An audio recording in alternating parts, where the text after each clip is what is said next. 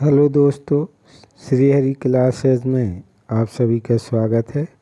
आज मैं कक्षा 9वीं के विद्यार्थियों के लिए अर्थशास्त्र अध्याय 1 पालमपुर की कहानी का वीडियो लेकर आया हूँ।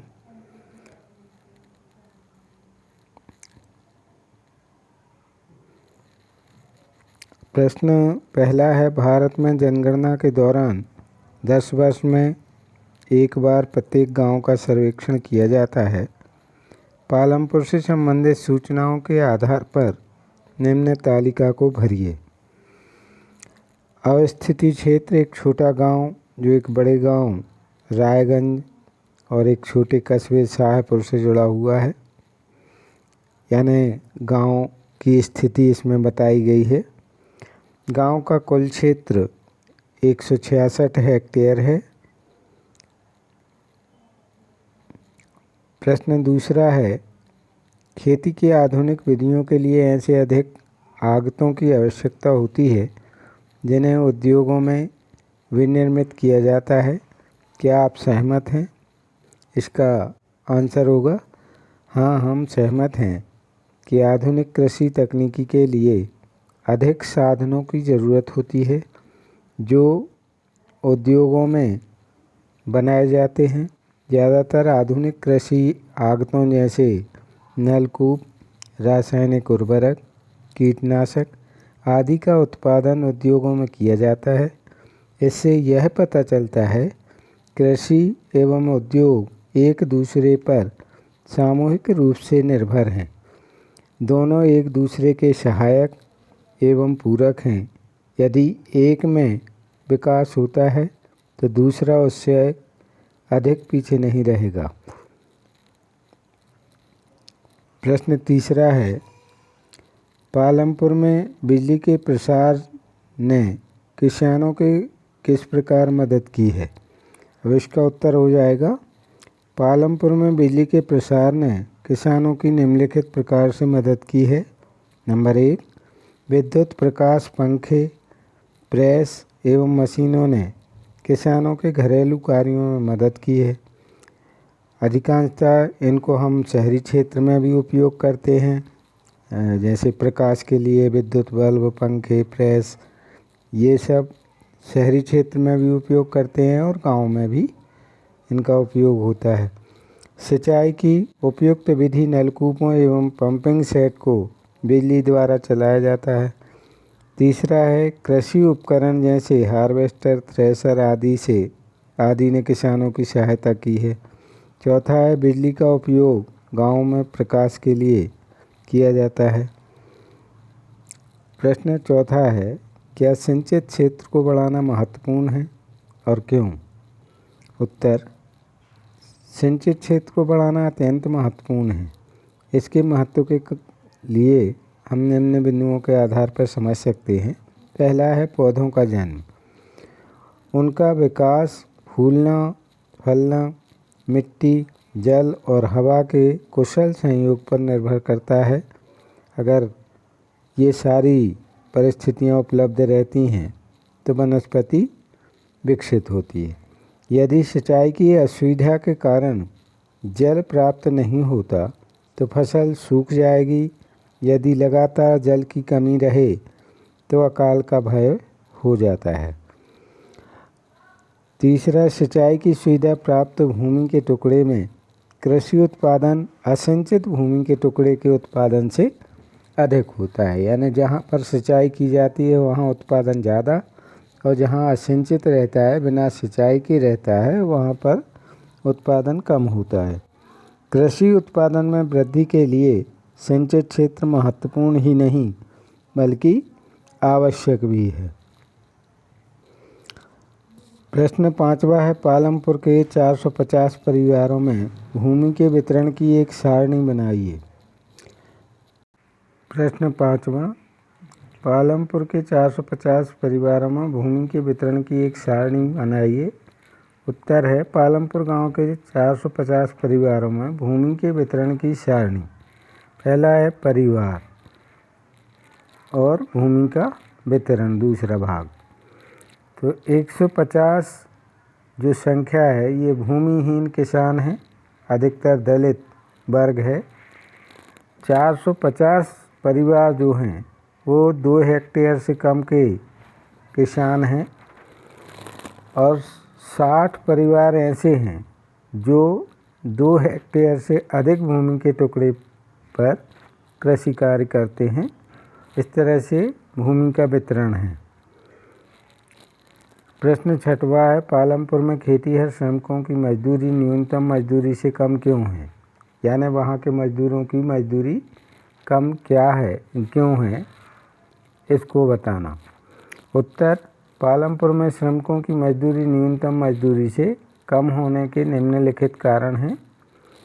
पहला है श्रमिकों की मजदूरी, लाचारी और बेकारी उन्हें न्यूनतम से कम मजदूरी स्वीकार करने के लिए विवश करती है। यानी वहाँ पर बहुत ज़्यादा बेरोज़गारी है, इसलिए वो जिस कीमत पर भी रोज़गार मिलता है उसी पर सहमत हो जाते हैं। दूसरा है ज़मींदारों और बड़े किसानों द्वारा श्रमिकों का शोषण। अधिकांशतः ये होता है ग्रामीण क्षेत्रों में कि जो बड़े किसान होते हैं या ज़मींदार होते हैं वो लोग मज़दूरों से कम कीमत पर मजदूरी करवा के और उनका शोषण करते हैं।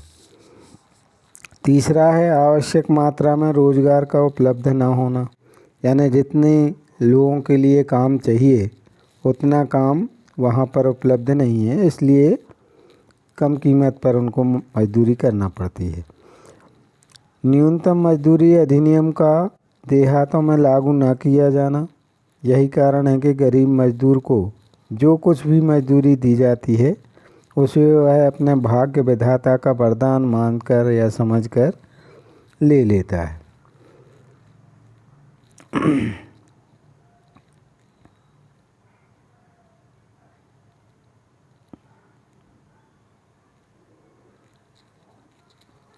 प्रश्न 7वां, अपने क्षेत्र में 2 श्रमिकों से बात कीजिए। खेतों में काम करने वाले या विनिर्माण कार्य में लगे मजदूरों में से किसी को चुनें। उन्हें कितनी मजदूरी मिलती है? क्या उन्हें नगद पैसा मिलता है या वस्तु रूप में? क्या उन्हें नियमित रूप से काम मिलता है? क्या वे कर्ज में डूबे हुए हैं? तो इसका उत्तर है खेतों में काम करने वाले मजदूरों की स्थिति। खेतों में काम करने वाले जो श्रमिक हैं उनको लगभग 35 रुपये प्रतिदिन मजदूरी प्राप्त होती है। मजदूरी की राशि कुछ श्रमिकों को पूर्ण रूप से नगद और कुछ को पूर्ण रूप से अनाज के रूप में या अन्य को दोनों पद्धतियों द्वारा अर्थात कुछ नगद कुछ अनाज के रूप में प्रदान किया जाता है। ये कुछ पहले के आंकड़े हैं। वर्तमान में हम देखते हैं कि 150-200 रुपये मजदूरी होती है और अधिकांश क्षेत्रों में अब नगद मजदूरी प्रदान की जाती है। शासकीय कार्यों में जो निर्धारित न्यूनतम मजदूरी रेट है उसी के आधार पर उनको मजदूरी दी जाती है। 8वां प्रश्न है, एक ही भूमि पर उत्पादन बढ़ाने के अलग अलग कौन कौन से तरीके हैं? समझाने के लिए उदाहरण का प्रयोग कीजिए। इसका उत्तर होगा भूमि के एक ही टुकड़े पर उत्पादन में वृद्धि के लिए निम्नलिखित तरीकों को अपनाया जाएगा। नंबर 1, बहुविध फसल उगाना। एक ही भूमि के टुकड़े पर एक से अधिक फसल उगाना बहुफसल उगाना कहलाता है। यह निश्चय ही कुल उत्पादन में वृद्धि करता है। यानी एक ही भूमि के टुकड़े पर अलग अलग समय में अलग अलग फसलों को लेना ये कहलाता है बहुविध फसलें।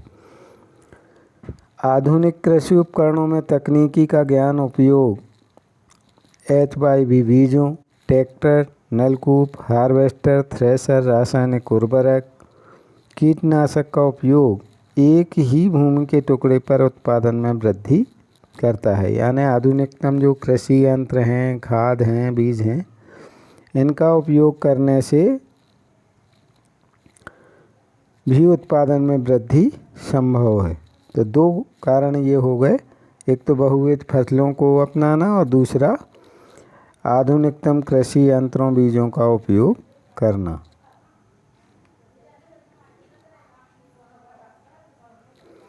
नौवां प्रश्न है, एक हार्वेस्टर भूमि के मालिक किसान के कार्य का ब्यौरा दीजिए। उत्तर इसका हो जाएगा, 1 हेक्टेयर भूमि की मात्रा एक परिवार की आवश्यकताओं को पूरा करने के लिए बहुत कम है, इसलिए उसके द्वारा अपने जीवन यापन के लिए किए गए कार्य का ब्यौरा निम्नलिखित हो सकता है। प्रश्न में जो हार्वेस्टर लिखा है उसको हेक्टेयर पढ़ना है, मिस्टेक हो गया है उधर। खेतीहर मजदूर के रूप में बड़े किसानों और ज़मींदारों के पास कार्य कर सकता है। जो खेतीहर मजदूर होते हैं वो गांव के जो बड़े किसान या ज़मींदार होते हैं उनके यहाँ मजदूरी कर सकता है। दूसरा, अपने परिवार के सदस्यों को रोज़गार के लिए शहरों में भेज सकता है। तीसरा, गांव के धनी लोगों के पास नौकरी कर सकता है। चौथा है, गैर कृषि कार्यों जैसे पशुपालन, मछली पालन और मुर्गी पालन आदि का कार्य कर सकता है। 10वां प्रश्न है, मझोले और बड़े किसान कृषि से कैसे पूंजी प्राप्त करते हैं? वे छोटे किसानों से कैसे भिन्न हैं? और इसका उत्तर हो जाएगा, बड़े एवं मध्यम किसान जो हैं इनके लिए पूंजी की आवश्यकता उनके द्वारा की गई कृषि क्रियाओं द्वारा उत्पन्न अधिशेष से सूचित हो जाती है, प्राप्त हो जाती है। यानी जो बड़े किसान हैं और मध्यम वर्गीय किसान हैं, इनको अपने कृषि में जो उत्पादन लेते हैं उसमें घर परिवार का सारा खर्च निकाल के जो अधिशेष बचता है, यानी जिसको वो विक्रय करते हैं, उसके द्वारा उनकी पूंजी का निर्माण हो जाता है। इसलिए उसके लिए सहकारी एवं ग्रामीण बैंकों से कर्ज प्राप्त करना आसान होता है। शहरों में कार्य करने वाले उनके परिवार के सदस्य भी उनकी वित्तीय सहायता करते हैं। छोटे किसान बड़े किसानों एवं साहूकारों से ऊंची ब्याज दर पर कर्ज प्राप्त करते हैं, जो उन्हें ऋणग्रस्तता के चंगुल में फंसा देती है। यानी जो छोटे किसान होते हैं उनके लिए ऋण लेना पड़ता है, ब्याज दर ऊंची होती है उसकी, जिससे वो साहूकारों के चक्कर में जीवन भर फंसे रहते हैं।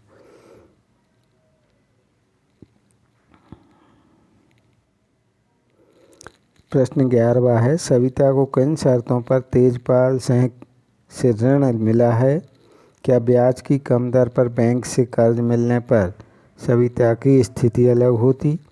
इसका उत्तर हो जाएगा, सविता निम्नलिखित 2 शर्तों पर तेजपाल से ऋण प्राप्त करती है। नंबर 1, तेजपाल सविता को 24% ब्याज की दर से 4 महीने का कर्ज देता है, जो ब्याज की बहुत ऊंची दर है। यानी 24% ब्याज बहुत ऊंची ब्याज दर कहलाती है। अधिकांशतः बैंक 7-8 या 6% पर ही ऋण देती हैं, जबकि ये 24% है, तो ये बहुत ज़्यादा ऊंची ब्याज दर होती है। सविता को यह भी वचन देना पड़ता है कि वह कटाई के मौसम में उसके खेतों में श्रमिक के रूप में 35 रुपये प्रतिदिन पर काम करेगी। यानी ये दूसरी शर्त उसके लिए निभाना पड़ती है कि उसे 35 रुपये प्रतिदिन के हिसाब से मजदूरी करना पड़ेगी जब कटाई का समय आएगा।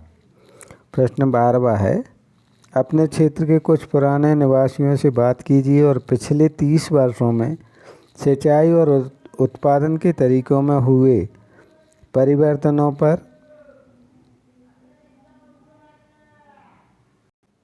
एक संक्षिप्त रिपोर्ट लिखिए।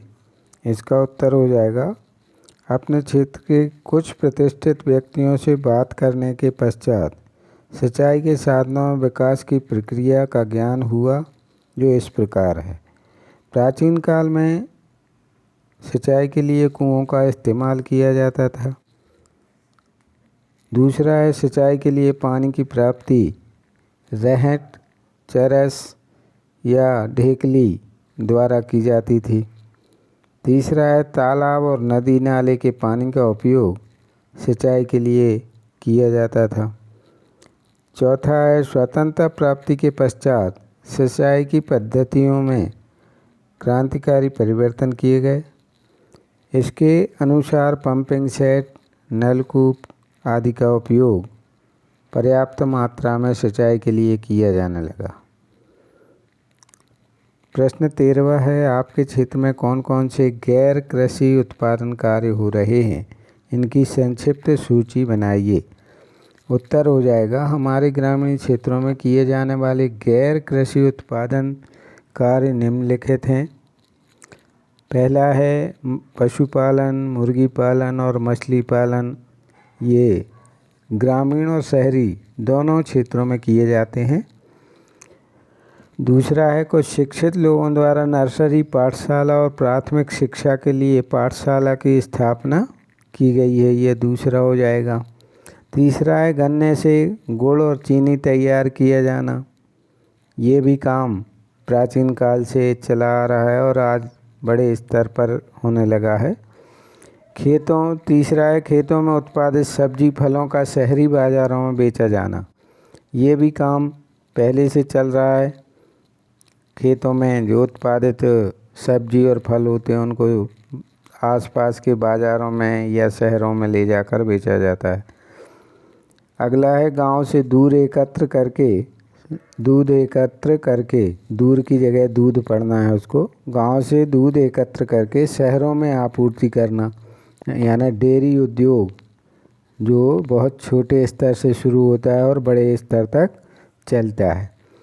अगला है सिलाई कढ़ाई प्रशिक्षण केंद्र की स्थापना करना। ग्रामीण क्षेत्रों में महिलाओं के लिए सिलाई कढ़ाई के प्रशिक्षण केंद्र खोले जाते हैं।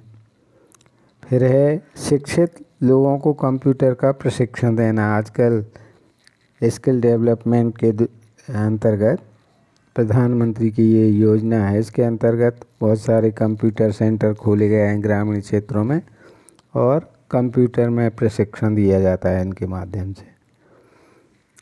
प्रश्न 14वां है, गांव में और अधिक गैर कृषि कार्य प्रारंभ करने के लिए निम्नलिखित उपाय किए जा सकते हैं। ये कौन कौन से उपाय किए जा सकते हैं, इस तरह का प्रश्न रहेगा।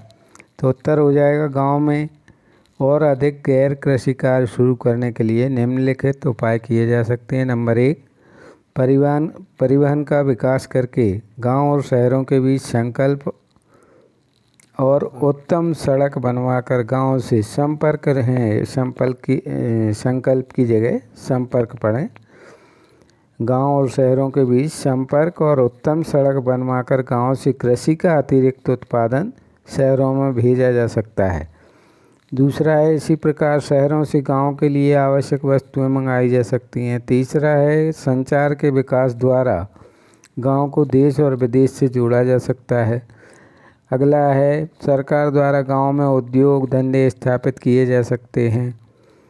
और अगला है गांव में रोजगार के अवसर में वृद्धि करनी चाहिए। ग्रामीण कल्याण योजनाएं विकसित की जा सकती हैं। और अंतिम में गांव में अच्छे पब्लिक स्कूल खोलकर गांव वालों को शिक्षा के स्तर को ऊंचा किया जा सकता है। इस तरह से गांव का विकास संभव है। तो ये अपना कक्षा 9वीं के लिए अर्थशास्त्र का पहला पाठ पालमपुर की कहानी का जो अभ्यास कार्य था उसका हमने आपको वीडियो बना के प्रस्तुत किया। सभी लोग जो कक्षा 9वीं के छात्र हैं उनके लिए इससे कुछ मदद मिलेगी। श्री हरि क्लासेज में आप सभी ने इस वीडियो को देखा, इसके लिए धन्यवाद। हमारे चैनल पर जो भी नए हैं वो वीडियो को शेयर करें, सब्सक्राइब करें और लाइक करें। धन्यवाद।